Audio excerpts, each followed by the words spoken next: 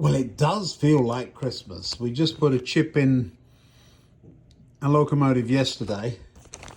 And there were two of these chips. I have a spare.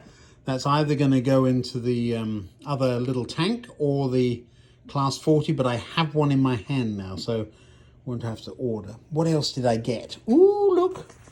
This is a box of printed circuit boards. I'll open it and show you. Here we go. Well, they're not printed, they're just circuit boards. Printed would be having all the track lines on them, wouldn't it?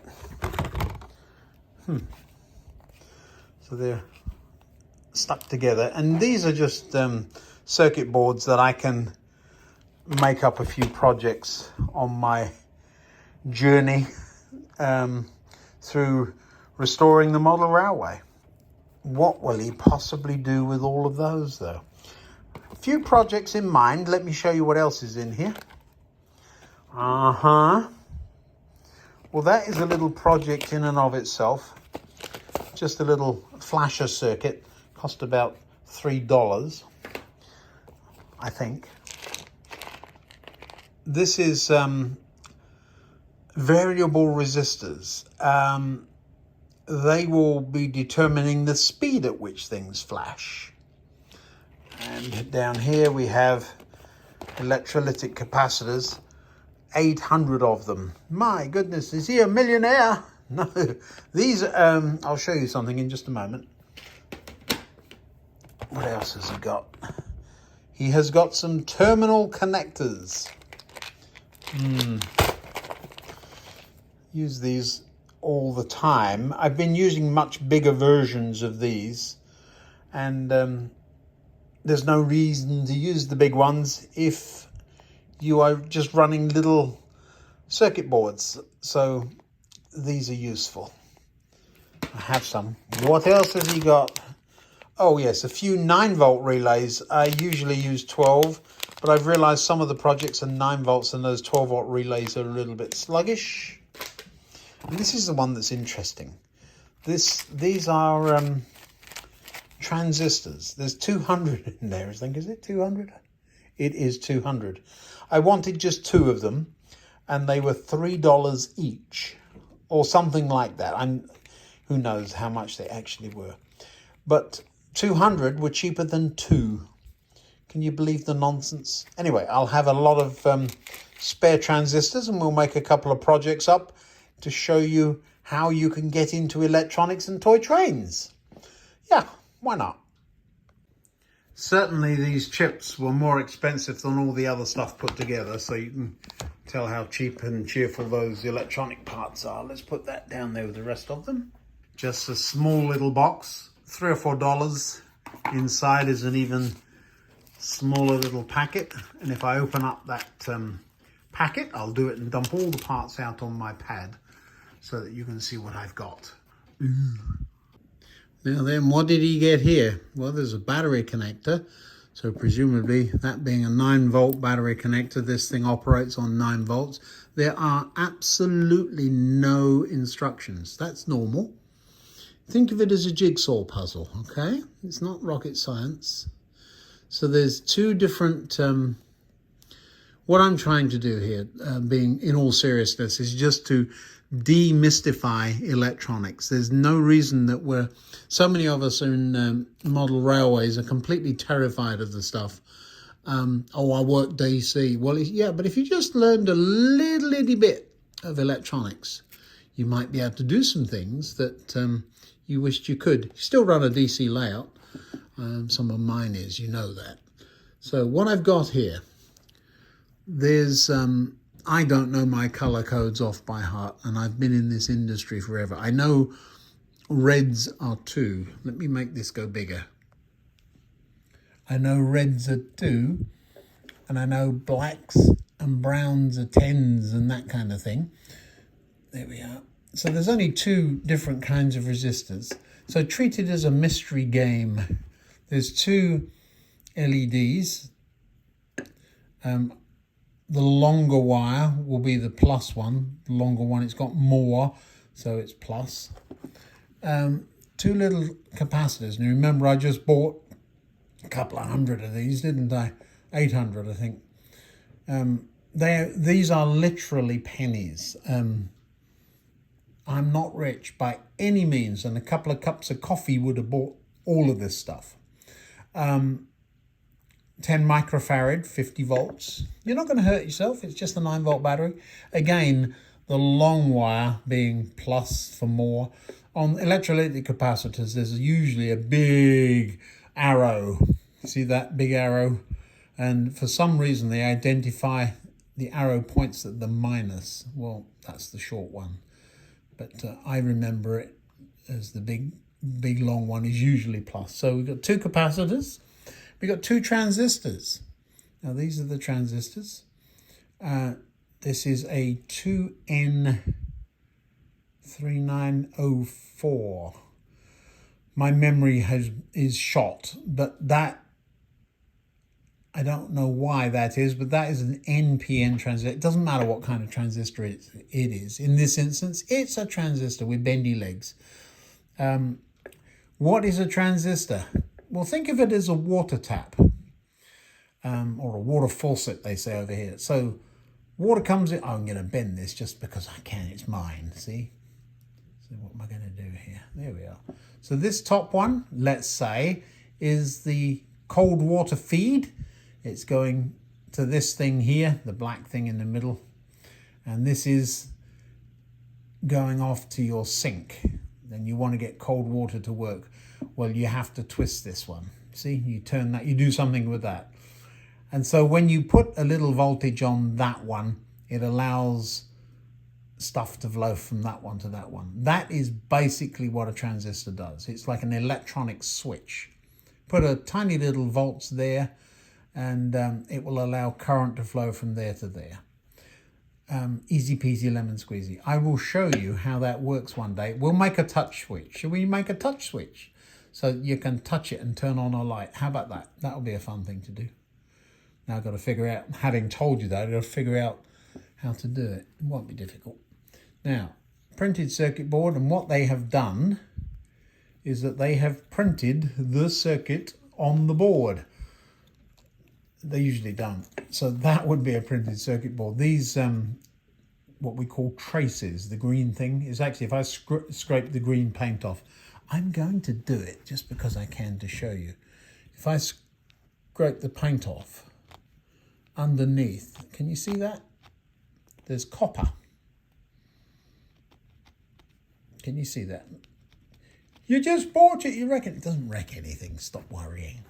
Okay, so all that green thing does is joins those dots together. So it's just like putting a piece of wire there. Okay? This side, this is the instruction book. So what this is 2 transistors. I'm going to show you how it works. So there's a 9-volt battery on this, and there are 2 transistors, and this particular layout with that cross there is a dead giveaway to electronic engineers. You don't have to be a very clever electronic engineer to know what this is. This is what's called a multivibrator or a multivib. And this is, you remember I told you that this is that tap, if you like. So where is it? That's the picture version of this.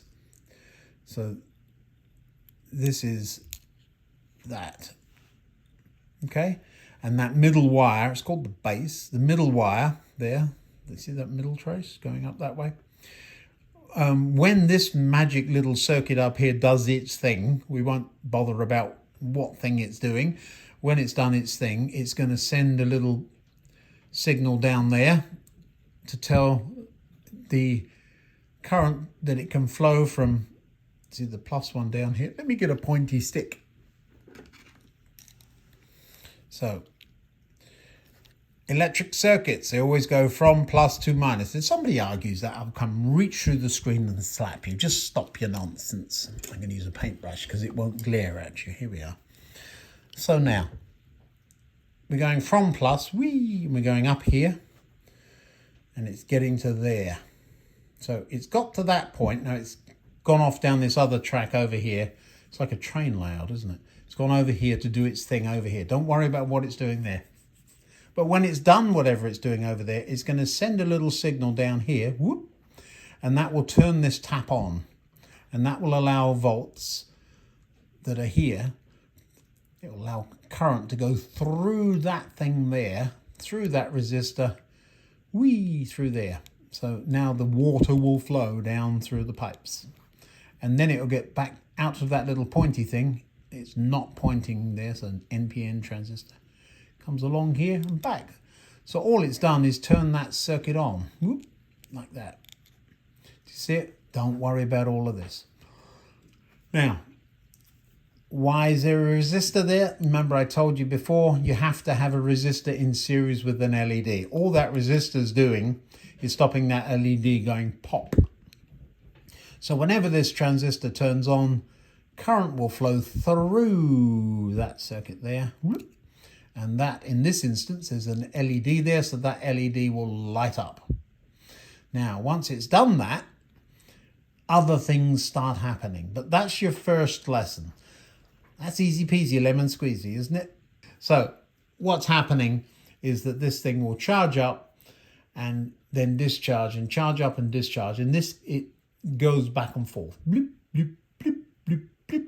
So first this one, then this one. And they can't both be on at the same time. So what will happen, because we've got LEDs in the two different circuits, first one will come on, blink, that one's off. That one goes off, this one comes on, blonk, blink, blonk, blink, blonk. Do you see that? So now we've got alternating flashing red lights. Now, if we could get this to go slowly enough, I mean really slowly, we could get it to go slowly enough, what would end up happening is that we could run a shuttle with something as simple as this, modified with a little relay. Or, what else could we use this circuit for? Well, we could use it for flashing crossing lights. Bing, bong, bing, bong, bing. Except that in England, you have the orange one that comes on first. And then it goes out. And then the two red ones come on together for just a moment. Bloop, and then they alternate. They wigwag. Wigwag, wigwag. That's what it's called, isn't it? Wigwagging.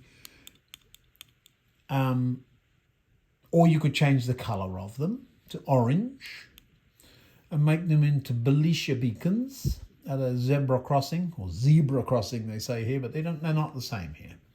So zebra crossing, I would like to have them not flashing quite so predictably at a zebra crossing. But yeah, just one cheap little board. I strongly encourage you to buy such a board and have a little play. Now, what about having a flashing red light at the end of a siding on the top of the buffers? Flash, flash, flash. All you would do in that instance is extend, you put a piece of wire, well this one is the same as the positive, but you put two bits of wire, essentially you put two bits of wire in the holes, one in there, and you run the bits of wire off to the LED and you glue the LED on top of the buffer. That's not hard, is it? You see, so these circuits, you have to think, in some ways I prefer to decide, okay, this is what I need to do, where is the circuit to do it? But in this instance, when you've got something that costs $3, why don't we just have a little play? And it's, you know, if you've never used a soldering iron or you've never done anything like this, why not give it a go? I mean, what's the worst that can happen? Okay, the worst that can happen is you burn the house down. No, I'm joking. The worst that can happen is you probably burn your fingers or something. But you see what I'm doing is I'm just popping the bits in, see if I've got them all. And the transistors, it even has a picture of which way round they go. I happen to know they do go that way. Like this. Now if they don't bend them all over the place, just, I think this is the one I did bend, isn't it? There you go, it's like putting a bit of a naughty jigsaw puzzle together. I'm looking through the lens of the camera, there we are, see? And its legs would stick out the other side. Now the variable resistors, there's two of those, they've got to be the same value. So I'll just pop those in. The holes on this board will be very conveniently the right spacing. See this? So while I'm talking to you, I'm just busily, there we are, pop it in. So how does a variable resistor work? Well, that's easy peasy too. If this is all the way down this end, the value of the resistor is there. As you turn the knob or the control, this thing, you turn that with a little screwdriver, you see that? As you turn that way, whoop, it gets to the point where this arrow is all the way at the top. So that would have zero resistance because it's just a piece of wire, you see? So it's either a short circuit piece of wire or the maximum value of the resistor. And that will determine the speed of the speed at which the capacitor charges. And so there's another resistor in there. And by messing with the values of these resistors and the value of this capacitor, we can actually slow this thing right down. I'm guessing that this will, looking at the values, I'm guessing from experience, this is going to be going blink, blink, blink, blink, blink, blink. Something of that order. It's just a flashing light circuit. Now then, the values, which ones are which? It doesn't say, so we're going to have to guess. Now, the way you guess, if you don't know, is by trying it. What's the worst that can happen? You blow it up, or it goes too fast or too slow. But it's nothing bad is going to happen. So remember I said reds, there's lots of reds. They are 2s.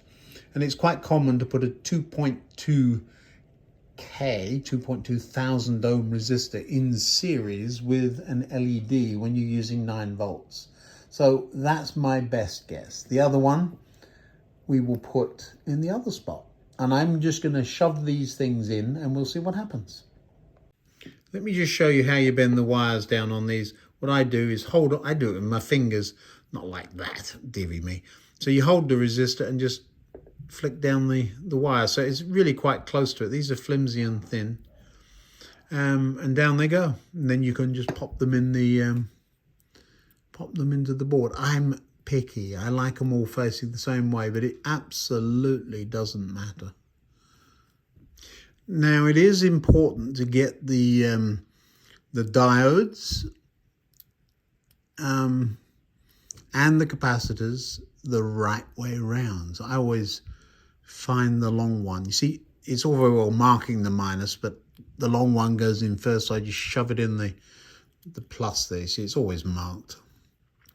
What I'm going to do now is simply pop this in the clamps beside me. The only thing I haven't done is put the wires in for the battery connector. The reason not is that you've got this thing flapping around. I can do that when everything else is done. Now then, that's the whole circuit with all the bits in. You see all the porcupine wires sticking everywhere. I'm not going to cut those off until later. Some people do. It's quite all right if you do. But I like to leave them on until I know I've got them soldered in place. I'm going to go in tight on this one here. That's one of the transistors. You can just splay the wires a little bit like I have with some of these other components. Or you can just either use a couple of clips or just push your finger on the back end. It's going to get warm, but it won't burn you, okay? Let me go in tight on it. There we go. Under there. Now, did you see that happen? How quick it was? So, because everything's already tinned up, I'm not transferring solder from, I'm not as close as I look. I mean, this is, I can go past, look, so I'm not touching me. It's a long way away. I know it looks scary. I had somebody, you'll burn yourself. No. So the transistor on the other side never even got warm. Do they look nice? Let's have an even closer look. You see that? Now all I'm going to do now is go across there and go snip, snip, snip. The transistor isn't even warm, but that's perfectly soldered. Okay, well, I can't be perfect, all right? So it's an okay soldering. I don't want to get a big head. Now I'm just going to do the rest of these. This video is going to get really long, and it's supposed to be a train video, isn't it? Not all about soldering. But this what I'm trying to do is get you to use electronics, be brave, and I'm happy to answer questions. Look at how far out of the board that one's got. Get back in. Go on. In you go. Pro tip. Don't wear slippers and fire these spikes into your slipper because they stick in your foot. Ask me how I know. This is the little bits you end up with everywhere. Check all your joints, just make sure they're all actually soldered. It's very easy to miss one. You see that one there? That's been missed. And yeah, I've cut it off. Let me just catch that one. Very easy to do, especially if the better you're soldering, I'm not bragging, but the better you're soldering, the easier it is to miss one because you can hardly tell the difference. But yeah, if there's blobbies, that's a bit of a blobby right there. You just put the soldering iron back on it. And a blobby is just where the solder is, you haven't had the iron hot enough. And the solder doesn't flow properly. And then once you've done all that, you stick your wires in last. It doesn't really matter which way up you do this. You can go in from the top or from the bottom, because the pads are on both sides. Do you see that? Now I'm really in close here, but sometimes you get a little bit of goop. You see that there? Just flakes off. All that is a residue of the flux from the solder. You can leave it there, it won't do any damage. I like to clean it up. I always have a little look, make sure I haven't got any. See, that's the tip of a small blade, so it's not very much space. Just make sure there is space and I haven't soldered across the gap like that. I don't think I have. Yeah, it looks all right to me. I suppose we better find out if it works, haven't we? Haven't done that yet. Where's my battery? Let's try it together, shall we? I really haven't done this. Oops. Well, I did tell you I would show you the mistakes as well, didn't I? Let me show you what's going on.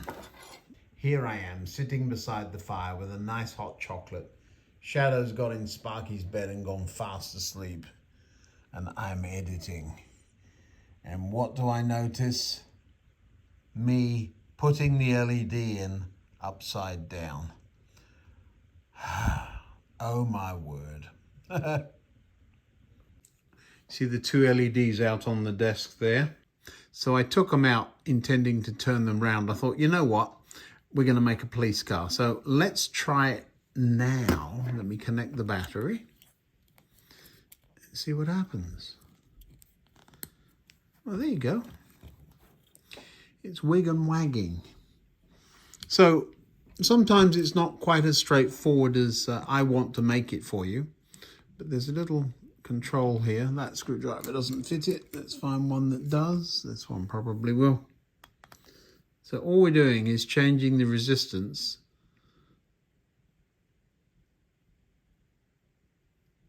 If we turn the other one down the other way, it will probably go uneven. Let's see. Yeah, see? And by turning those to the opposite direction, so that one that way and that one this way, it would do the opposite thing. The blue will only stay on a little bit. I wonder if we can speed the whole thing up. Let's have a look-see. You see that?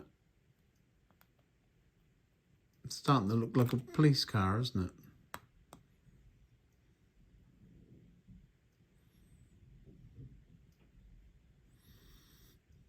Somewhere there.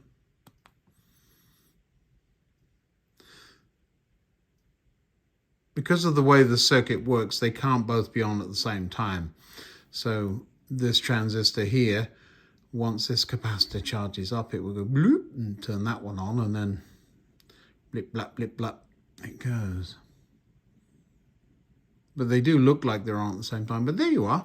That would make fairly nice police car lights. I'll tell you what I had in mind. Hold on, you can sit and watch the flashy lights while I go and get it. Now then, a green goddess that's painted red. Carlisle Airport. That's why my airport has the markings it does, because I used to live in Carlisle for a while, and oops, red LED. There's screws in the bottom, people. I think we're onto something. Let's have a little look here. What's the worst that can happen? Could break it. All right. There's a screw. Is it turning? Yeah, it's not doing anything. I wonder if it's a rivet that's been shoved in there. They're not expecting you to take these apart, are they, really? Oh. Yeah, look at this. Got one in. Oh, we got the other one too. Let's just see here. Is it possible? Well, I got the wheels out. Didn't really want the wheels out, but never mind.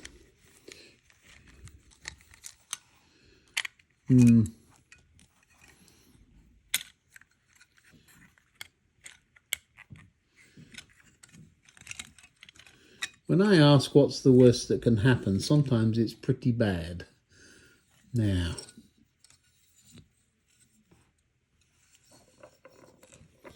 the glazing. Really should point some light in there, shouldn't I? It's not stuck in or anything. So over here, where the red light is, we need to pop that. Oh, there you go. And there's, well, that's fairly straightforward. So we need something about that size. Hang on, let me find a diode that's about that size. Oh, look what I've found. About the same size. Now, can we make it flash? Of course we can. Now, what we have here is a box of really thin wire. I shall just choose a few inches of the red and black and extend that diode from that circuit. Let's have a look, see if we can do that. Alrighty then. So there's the glazing, and of course I've put a crack in it. We're trying to file it a little bit too quickly. It's my bedtime. Little bit of heat shrink tubing on there. Now, does it fit? What we're going to do is turn this upside down and pop this in there. Well, it looks like it fits to me. And the windows are all there. Lovely. Now we've just got to put the logol things sticking out. Don't worry, they'll bend.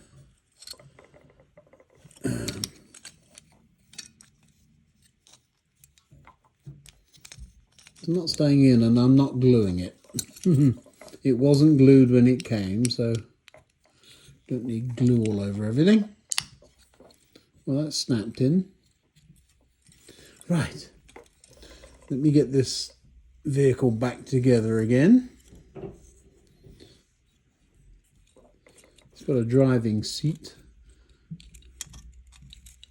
Let's pop that on. I'll finagle this in. You don't need to watch me struggle with this, I don't think. But I will struggle away, and I'll bring you back in at the critical moment, okay? Now all I've got to do is do those screws up again. At the back here, there's two wires sticking out of the back. Boop. Now they will nicely nip down below the board, I'm quite sure. And all I'm going to do is solder those two wires onto this board. Again, for the sake of time, I'm not going to show you me doing that, or this video will end up an hour long or something silly. Right, now let's see if it works. Oh my word, look what we've got here. You see a fire truck with the blue flashing light. Doesn't look quite right, so we're just going to adjust the control on this thing here. It's not the right screwdriver. Where is it? That one.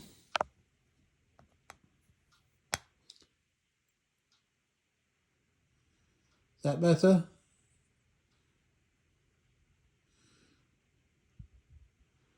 It's more 1960s, isn't it? Yeah, there we are. One fire engine with blue flashing light. Wonder why it had a red light. That doesn't make any sense. Oh, all right. I can't help myself. What colour should the light be? Blue! Blue! I'm a dad. Well, thanks for watching. See you next time.